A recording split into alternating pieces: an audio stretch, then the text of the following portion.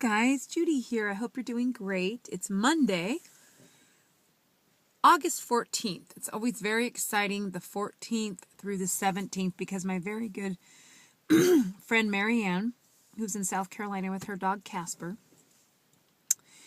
she has always been on high watch the 14th through the 17th because of a flirt that God had given her.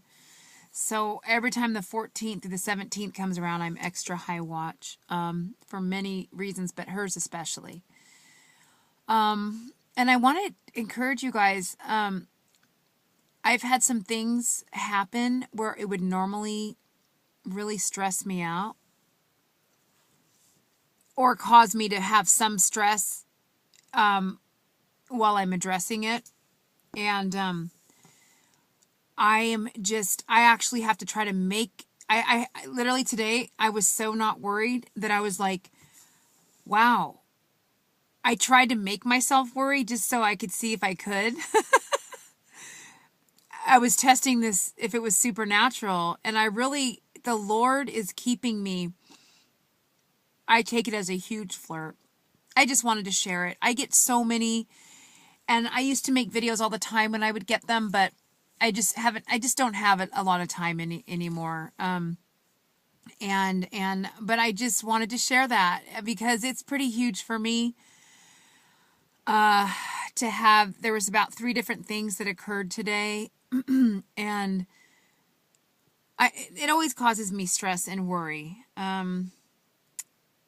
when these particular things occur, and it just didn't. And the only way I wouldn't worry is if I wasn't going to be here.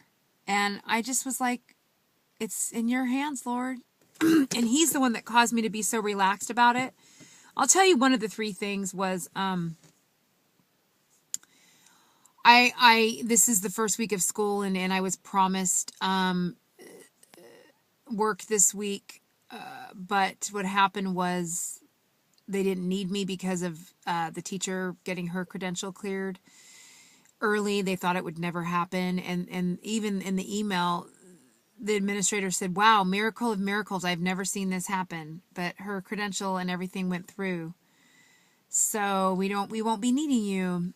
And of course, I'm anxious to get back to work because it was a summer spent doing a lot of things and spending a lot of money. And so I'm like, I need to get back to work. And I do part-time stuff. Well, I work full-time, but it's temporary stuff. Anyway, this is what the Lord has me doing till he gets here, which is another thing that I do on faith when I could be earning more and doing more. But this is where he has me, and this is what I do. So that happened, and I'm the sole income provider for my family. I say that lightly because Jesus is, but I just didn't even, I was like, why? I was actually happy. I was actually relieved. That's just not me. No, that's not me. I was actually like, oh, good. I didn't want to go back, but I normally am motivated to go back because I have a child and I have things I need to, get for him and do for him and bills I need to pay, and God is amazing. I just really want to share that. That was so huge that I was like, almost like, wait, let me see if I can try to worry. I tried, couldn't do it. It was supernatural. It's the Lord going, rest, think on me. And honestly, when he tells me rest, okay, it's kind of more of a mental state of mind because I really have very little time to rest, okay? And if you're a single parent, you know that. And I even hate saying single parent because I'm not alone. I was more alone when I was married, honestly. So I hate that term because it sounds like a handicap or something. But I'm just doing it to give an example. Jesus parents with me. I love it. I thoroughly enjoy raising my child with the Lord. I love it. I know some people hate it. They want to be married. I actually really love it because I have been able to not have something, just no one getting in the way of what God wants to do. I've been very blessed. I'm probably one of the few people that will say, yay, yeah, I have my challenges, but it's been wonderful. I've been doing it since my son was 4. And it's wonderful. God, Jesus has been the best co-parenter with me, and he's doing a great job, because I look at the boy he's helped me raise and I'm like, you're doing great. You're a good father. Anyway, but I love you guys, and I really have a desire to encourage you, because I undergo the same stress as a lot of you are undergoing, but God is encouraging me, and I want to tell you that. And there was two other things that would normally stress me out, and I wasn't. I just wanted to mention the work and money thing, because everybody knows that's huge.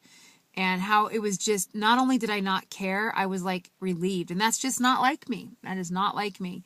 And that just really makes me think that he is up to something, that he is really coming.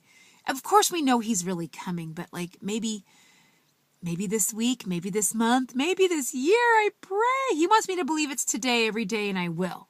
But as much as I have faith, I have to use my logical reasoning mind, and God tells me I don't when it comes to this topic, but I do, because who wouldn't? I'm like, yeah, today, 4 years later today, what's it going to be, another 4?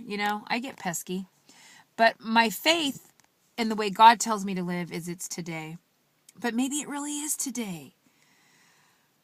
I know I sound like a little kid at Christmas. I just, when I have moments like this, I do want to share it, because a lot of my moments have been struggle and weariness, and so I'm kind of celebrating this, and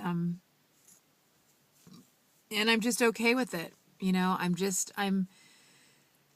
I want to encourage you, because God totally encouraged me. He just, all day today, I've been having to do a lot of paperwork and sort out a lot of things, and so things were coming and stressing me, and marking up the calendar, just the near calendar, just for all my son's school stuff and all the stuff we have to do, and doing this and doing that, and I don't know, I just felt like you can take a nap in between all this, relax. And he knows I don't have a ton of time, but he's giving me this rest, and it's definitely supernatural, and he hasn't. He knows I need to get this stuff done, and this is different. This is definitely new level stuff, and I take it as a flirt, that it just doesn't matter. It just doesn't matter. And the things in this world that we need to address, sure, they matter, but if he was coming soon, do they really matter? No. What really matters, though, is our obedience to him, our ebbing and flowing in the Spirit with our Creator, our ebbing and flowing. What do you want me to do today? Is this important? What really matters is our intimacy with him, because we're about to marry and consummate with the Creator of the universe. And are we worthy to do that, to be called a bride who would stop everything for the King of Kings? And I want to say I am. I really want to believe and say, yes, I am that person, Jesus. And I think a lot of what I've done proves it, because words are cheap, but like I've lived it for the last 4 years, and I think I've proved it in the way I've lived. And the Lord's, he's just, and I feel good about that. I feel good about that. When he first fell on my son, and I got freaked out that I wasn't going in the rapture, because all I thought about was all of my incompetencies. I'm incompetent in this, and I didn't do enough for you, Lord. That was the first thing I said. I didn't do enough for you. I could have done so much more with the giftings you gave me, and I didn't use them fully. And my son was just in shock. He tried to comfort me, and even though it was God speaking through him, I couldn't be comforted. It was so bizarre. It happened over a period of 2 days, and the Lord had to let me know that I was ready to go, because all I could think about was all the things I didn't do. And I've told the story in the old videos and on the old channel, but he let me know. And when he let me know, I didn't need to hear it from anyone else. It was nice to get the comforting words from my son and from Kevin and even my sister. You're going, silly, of all people. Of course you're going. But I'm like, no, because too much is given, much is expected. And the Lord gave me a lot of spiritual insight, and I felt like I didn't really use it like I could have and should have. And I was having all this guilt, but it just took a day or two. It was a couple days of just, I was kind of in mourning and in fear and trembling and going to him. And I'm like, you have to let me know. Am I going if you came today? And that's good. If you get like that, that's good. Because you should know that you know that you know that you know that you're going. And he gave me that. I know that I know that I know that I know that I'm going. Yes, you're going, daughter. I don't expect perfection. I don't even get mad at you if you didn't use everything I gave you to the fullest ability. But you've tried and you've done well and you've pleased me. And sure, you can always do better. Everyone can, but I take you right where you're at. And what you've done is lovely, And he really took a couple days and really assured me. But it was freaky. I mean, I basically had almost a panic attack. And I did take comfort from the words my son told me and Kevin and my sister, but it wasn't enough. I needed to know from my groom. And he let me know. I don't know how exactly he did. It was just the way he speaks to me. Like, he speaks to me in my heart through, like, I say it like he puts paragraphs in me and then I just talk it out. It's like he speaks to me in many ways, but that's one of the ways, and that's how he did it back then. It was just, he just put paragraphs in me and I knew what he was saying. He was affirming me, and it wasn't me. I can't make it up when those paragraphs come, and that's the only way I can describe it. It's just that I get these downloads, and if I talk it out, I can tell you what he said, because I know what he said. It's pretty cool. I love when he does the paragraph downloads.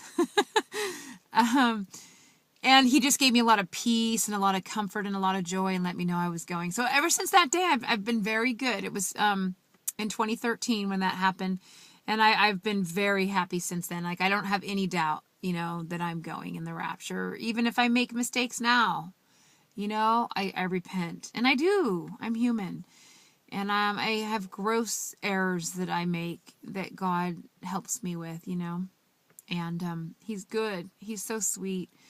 He's so merciful and forgiving. And he hand-tailored our incompetencies and our weaknesses and our frailties so that we could get help from him. So thank God for your weaknesses, because in your weaknesses, you're strong. In your failures and your insecurities, that's where you're going to find your strength. It's good. It keeps us humble. When I find myself, overreacting to something, and, the other day God told me, I'm going to give you 3 more situations, and I'm going to give you 3 more chances to react a different way than you've been acting. 3 more. I'm giving you 3 more.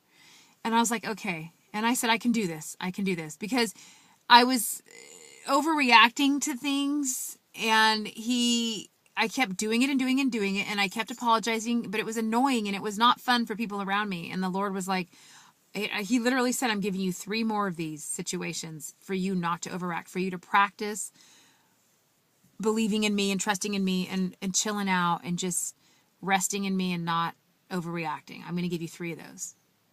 And he did. And I'm pretty sure I passed because I didn't freak out again. And when I say freak out, I just mean overreact to things that it's not like, it's just something that I have a tendency to do. Okay. And, he's put me in a tight spot. I have mercy and pity on me because he's put me in spots that are really tight. So a lot of times I overreact and I don't really care because I'm like, you know what? You did this. No, I'm not going to apologize. But he was really calling me on it. I'm like, okay, all right. But any average person would do what I do too sometimes if you were living the way he's caused me to live. So I do have a lot of grace for myself because I'm like, dude, I am faith hero level. So chill out. See? Talking like my high schoolers. But I love you guys. Have a great day. And just believe he's coming. He really is. He's coming. He's coming for us, bride.